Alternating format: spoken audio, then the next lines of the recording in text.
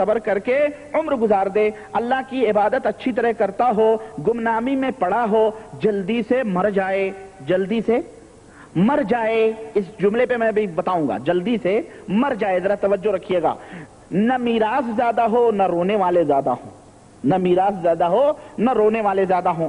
میں نے سوچا اللہ اکبر، اللہ کے رسول صلی اللہ علیہ وسلم کی خدمت میں ابو داؤد کے حوالے سے باب التزویج فی الابکار، ابو داؤد کے حوالے سے میں بتاؤں، ایک نوجوان آیا، اس نے کہا اللہ کے رسول صلی اللہ علیہ وسلم فلاں عورت ہے، بڑی حسین اور خوبصورت ہے، میں اس سے شادی کرنا چاہتا ہوں، صرف ایک عیب ہے اور وہ یہ ہے کہ اس کو بچے نہیں ہوتے۔ ہاں، اللہ کے رسول صلی اللہ علیہ وسلم نے فرمایا اس سے شادی نہ کرو۔ پھر آیا، پھر پوچھا، اللہ کے نبی نے فرمایا مت شادی کرو۔ تیسری دفعہ آیا، آپ نے فرمایا شادی مت کرو۔ ثم اتاه الثالثة فقال تزوجوا الودود الولود فإني مكاثر بكم الأمم۔ تیسری دفعہ اللہ کے رسول صلی اللہ علیہ وسلم نے فرمایا کہ بندے ایسی عورت سے شادی کرو جو زیادہ سے زیادہ پیار کرنے والی ہو، پیار دینے والی ہو، اور زیادہ سے زیادہ بچے پیدا کرنے والی ہو، زیادہ سے زیادہ بچے پیدا کرنے والی ہو، اس لیے کہ میں قیامت کے دن اپنی امت، تمام امتوں کے اوپر میں فخر کروں گا اور اللہ تعالیٰ سے بیان کروں گا، اے پاک پروردگار یہ میری امت ہے، میں اپنی کثرت دیکھ کر کے میں اپنے رب کے سامنے ذکر کروں گا۔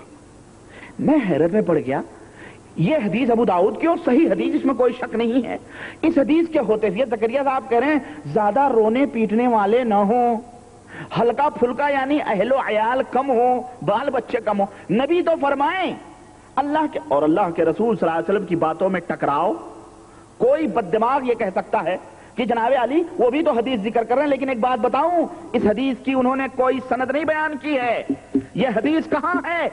زکریا صاحب کے اپنے دماغ کی اپج ہے یا کوئی ضعیف یا موضوع روایت ہے؟ کہاں ہے یہ حدیث؟ اور میں بتاؤں زکریا صاحب کیا بتائیں گے؟ ہم جیسے ادنا طالب علم جو حدیث کے ہیں، جو ہم ہر حدیث کی تحقیق کرتے ہیں، ہم نے اس حدیث کو ڈھونڈا، ہم نے سوچا دل میں کہ ذرا تحقیق کر لوں۔ لکھنے والے نے ہو سکتا ہے الزام لگایا ہو زکریا صاحب کے اوپر کہ یہ حدیث نہیں ہے، لیکن میں نے ڈھونڈا اور دیکھا تو مجھے یہ حدیث ان کتابوں میں ملی جن کتابوں کو محدثین نے ضعیف اور موضوع روایتوں سے بھرا ہوا ہے۔ یہ موضوع اور ضعیف روایتیں ہیں، اس طرح کی حدیثیں، صحیح روایت چھوڑ کر کے زکریا صاحب موضوع اور ضعیف حدیث روایتیں بیان کر رہے ہیں، ہلکے پھلکے اہل و عیال والے ہوں، بال بچے کم ہوں۔ اب اس سے کیا بتلانا چاہتے ہیں؟ اس سے یہی بتلانا چاہتے ہیں کہ زیادہ بچے ہونا یہ عیب ہے، اللہ خوش بختی کی نشانی نہیں ہے، یا اللہ کے محبوب بندے وہ زیادہ نہیں ہوتے جن کے پاس زیادہ بچے ہوتے ہیں۔ تبلیغی جماعت کے بھائیوں بند کر دو، زکریا صاحب کی اس تعلیم کے اوپر جا کے گورنمنٹوں سے کہہ دو فیملی پلاننگ کرنے آئے ہیں، کروڑوں کی تعداد میں، لاکھوں کی تعداد میں دعوے کرتے ہو، گورنمنٹ تو خوش ہو جائے گی اور اچھا بھی ہے، تعداد بھی کم رہے گی، اور اگر کبھی کچھ حادثے اس سے ہو گئے، اللہ نہ کرے کچھ ہو گئے، ادھر ادھر ختم ہو گئے، تو سمجھو آبادی ہی کم ہوگی ہمارے ہندوستان پاکستان کی، جس سے لوگ کمریں ٹیڑھی کیے ہوئے گورنمنٹ کی آبادی بڑھ رہی ہے، اور ہمارے حکومتوں کو تو ان باتوں کو ان کتابوں سے نکال کر کے باقاعدے تبلیغی جماعت والوں کو ترغیب دینی چاہیے، چلو نسبندی کراؤ، کیونکہ بڑے خوش ہیں، کیونکہ قابل رشک ہے وہ مسلمان جو فیملی پلاننگ کرا لے، نعوذ باللہ اہل و عیال میں ہلکا حکم ہو۔ میرے بھائی، میرے عزیز، یہ تعلیم ہے۔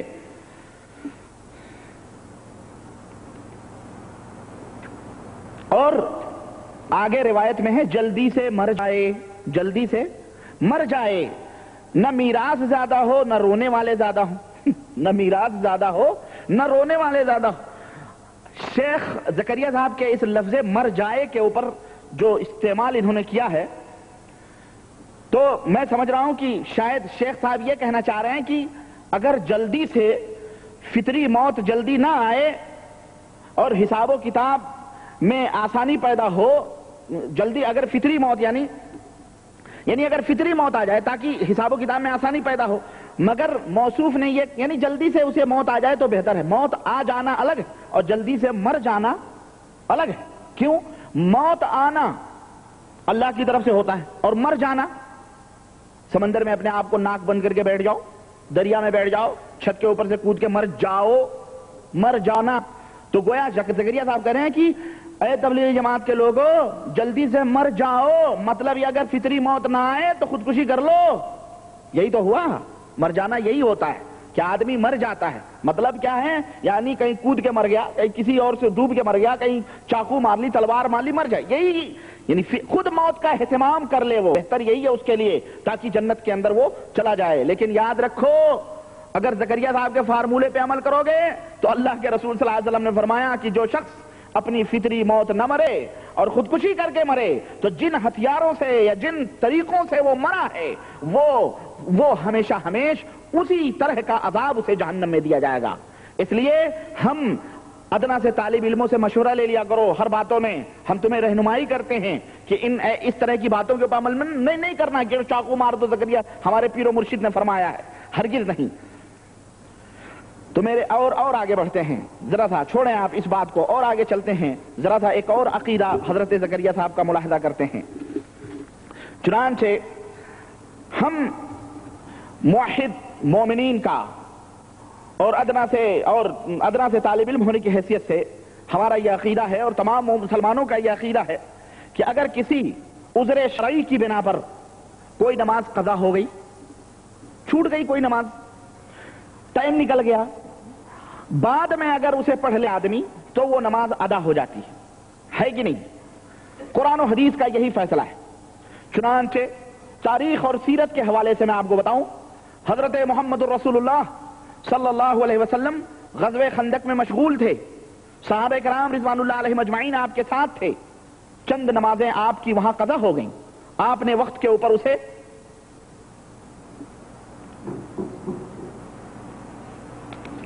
کون سی کتاب اور صفحہ نمبر بتانا اچھا ہوگا کہ ہلکا پھلکا فریدواز ہو,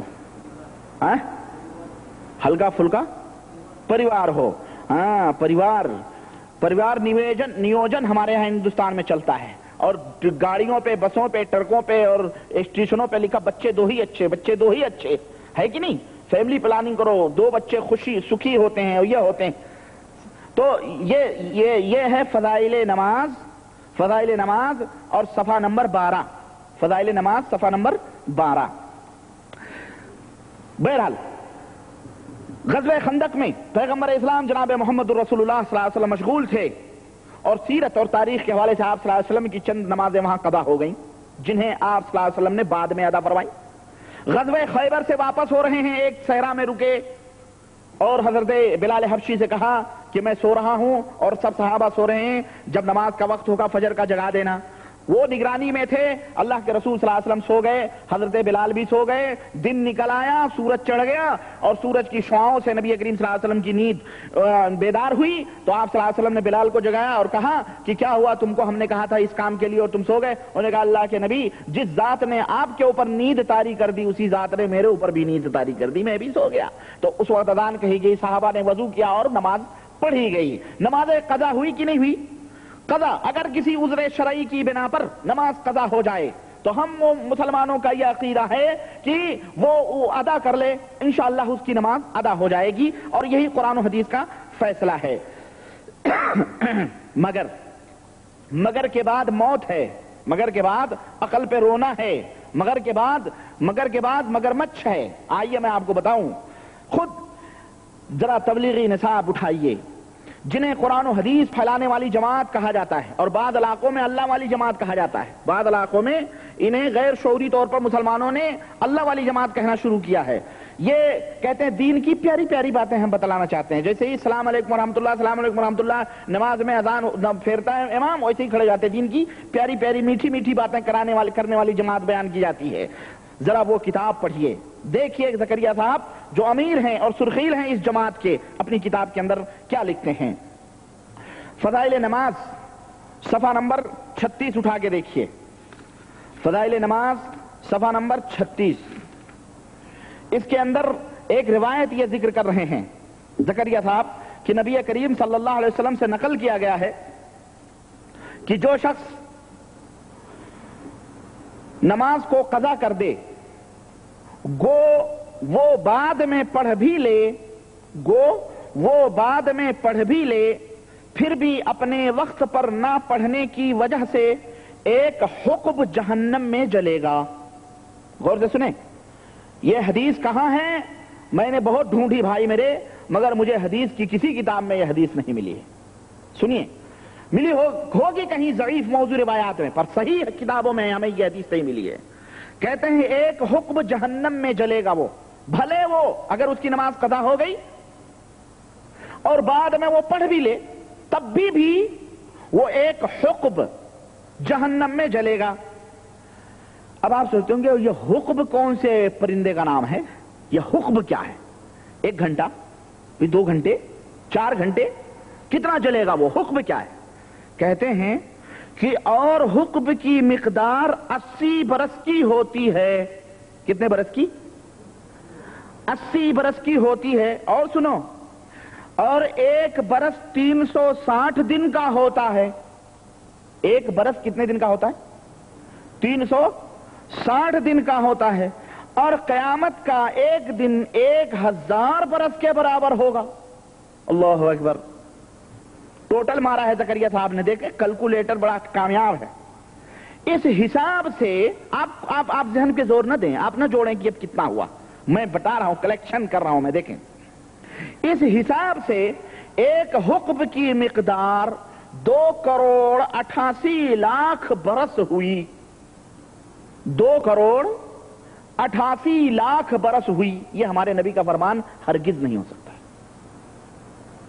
سمجھ آئیے آپ کو, یہ ہمارے نبی کی بات نہیں ہے. زکریا صاحب کہہ رہے ہیں کہ جو شخص نماز جس کی قضا ہو گئی بعد میں وہ پڑھ بھی لے تب بھی وہ ایک حقب جہنم میں جلے گا.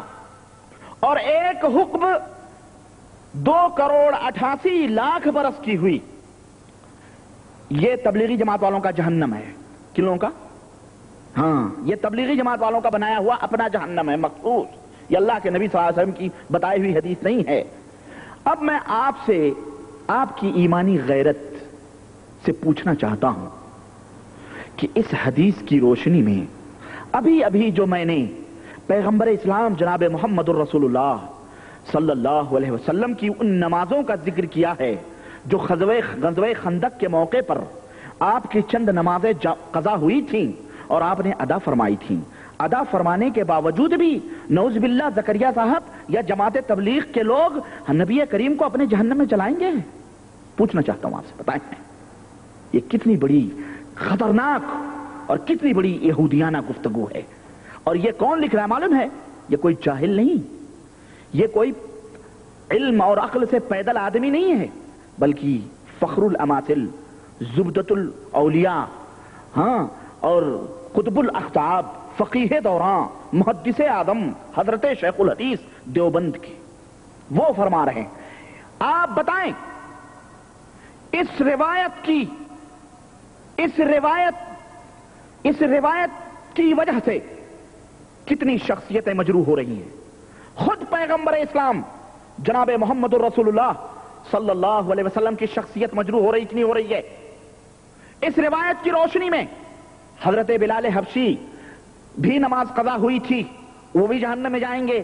ابو بکر بھی جہنم میں, عمر بھی جہنم میں, عثمان بھی جہنم میں, علی بھی جہنم میں, فاتح خیبر حضرت علی ابن ابی طالب بھی جہنم میں, طلحہ زبیر بھی جہنم میں. غرض جتنے صحابہ جہاد کے لیے گئے تھے, غزوہ خیبر کی واپسی میں رکے تھے اور ان کی نماز قضا ہوئی تھی اور انہوں نے ادا کیا تھا, زکریا صاحب انہیں جہنم میں پہنچا رہے ہیں کہ نہیں پہنچا رہے ہیں؟ اور میرا یہ عقیدہ ہے جو انہیں جہنم میں جہنمی سمجھے یا اشارے میں یا کسی بھی طرح سے جہنمی سمجھے وہ خود جہنم میں جائے گا.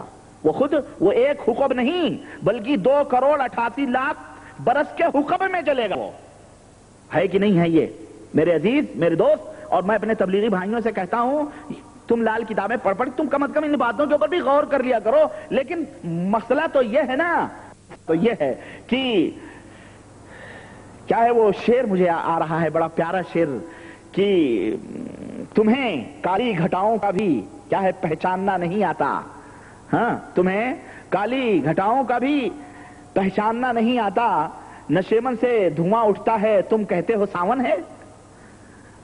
تمہیں کالی گھٹاؤں کا بھی پہچانا نہیں آیا, نشیمن سے دھواں اٹھتا ہے اور تم کہتے